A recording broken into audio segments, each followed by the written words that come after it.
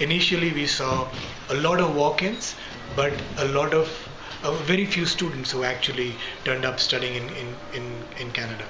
But over the years, like especially last couple of years, what we have seen is that there are more seniors, more serious students coming to the education fairs or the seminars we do here, right? Students are more knowledgeable, students are more focused, they're more clear what they want to do. I also see that because Kenya is a developing country and a growing economy, right? There's more disposable income. People are investing more into things like foreign education, either to settle down abroad or to bring that education and work experience back in their home country, right, which is Kenya, right, to benefit. So to start with, Canada is a developed country with a growing economy, number one.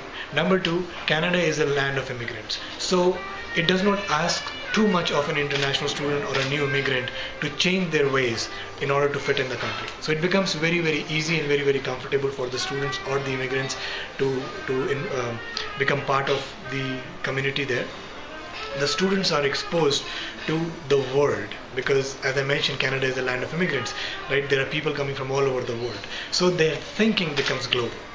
Their experience becomes global. In their class, if there are 30 students, out of them maybe 15 students could be like native Canadians, if I may use that word, but there will be other 15 students who are coming from around the world. There will be few African students, few Latin American, few Indian students, few Chinese students. That makes their class. So when they are doing a group work, when they are doing a case study, they're exposed to an international point of view rather than a country point of view, right? So when they are coming back, they're coming back as a global citizen. Number two, as human beings, they become better human beings because Canada is a very accepting country and the world is represented in Canada.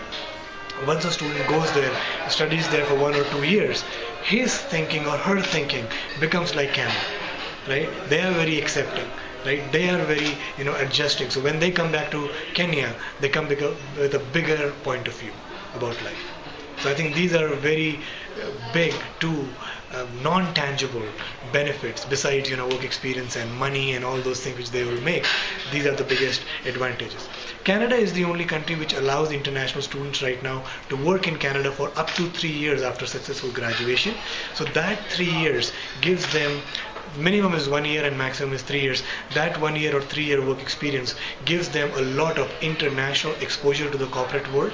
Then again, when they bring that experience back to Kenya, right, they get better jobs with a lot of multinational. I was driving from the airport to this hotel and I saw a lot of multinational companies coming and investing in Kenya. So these kids who are coming from abroad get an advantage over the other counterparts who are here. Not saying that Kenyan education is not at par, it is, but because these kids are allowed to work there now, they bring in a different flavor to the corporate table.